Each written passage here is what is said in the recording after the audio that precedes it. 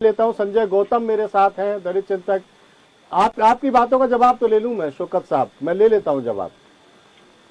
संजय जी, दो बातें कही शौकत साहब ने। एक तो कहा कि वर्तमान सरकार में दलितों को डरा के रखा जाता है, और दूसरा चंद्रशेखर रावण पर कुछ भी खुलकर बोलने से बच रही है समाजवादी पार्टी। 11 वर्षों से सरकार चल रही है, तो अगर उसकी तुलना कर लिया जाए तो 11 वर्षों में जो समाज का वंचित वर्ग था, उस वंचित वर्ग के उत्थान के लिए भारतीय जनता पार्टी की सरकार ने बहुत सारे काम किए हैं।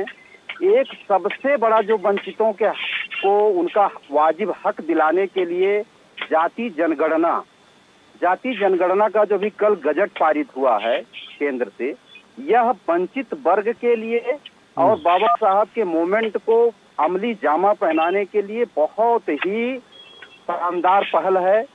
पूर्ववर्ती सरकारों में दलितों के साथ में बहुत बड़े पैमाने पर भेदभाव हुआ, उनका वाजिब हक उनको नहीं मिल पाया था।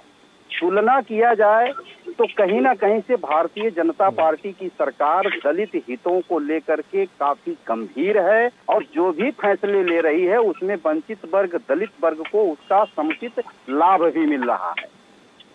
जहां तक इनकी समाजवादी पार्टी की बात है, हमको बार बार वही बात फिर कहना पड़ता है, और बार बार उसी बात को रिपीट करने से कोई फायदा नहीं है। लेकिन दलितों को जितने भी इन्होंने दलितों के साथ में अपमानित कुकृत्य इन लोगों ने किया है, वह कभी इतिहास के पन्नों में भुलाया नहीं जा सकता है।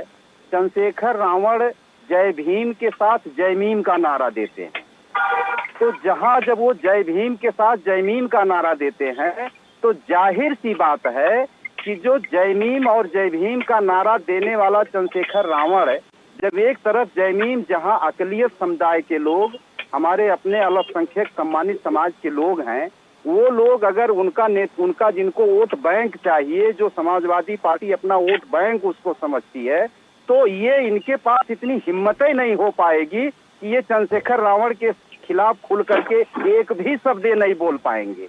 क्योंकि जो चंद्रशेखर रावण के साथ में जो जयमीम का नारा है, वो अकलियत समाज को खुश करने के लिए जयमीम का नारा वो बार-बार मंचों से देते। ये सियासी बेड़ियां हैं आपके पैरों में, समाजवादी पार्टी के प्रवक्ता और नेताओं के पैरों में ये सियासी बेड़ियां हैं जो आप बोल नहीं पा रहे हो।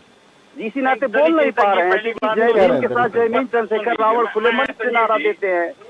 संजीव जी, दलित चिंतक जी बड़ा कंफ्यूज है, वो समझ नहीं पा रहे हैं कि क्या बोलें, क्या जवाब दें और कैसे भाजपा खुश करें, कौन सी ऐसी बात बोल दें जिससे भाजपा खुश हो जाए, थोड़ा सा हम बचे रहें, सुरक्षित रहे। पहली चीज उन्होंने कहा कि देखिए जातीय जनगणना की बात, इनको पता ही नहीं कि जातीय जनगणना की मांग कौन कर रहा था, रोक कौन रहा था, इनको जानकारी नहीं है। पहली चीज पूरा तो भारतीय जनता पार्टी में बहुपये तो देश आजादी के बाद से ही मांग चल रही थी। मानवर कांशीराम साहब ने खुले मंच से नारा दिया था, जाति जनगणना जारी करो वरना कुर्सी खाली करो। ये तो आज से नहीं, बहुत पहले कांग्रेस 40 वर्षों से शासन किया, लेकिन जाति जनगणना क्यों नहीं शुरू कराया? दलितों को तो वाजिब हक जाति जनगणना से ही मिलना है।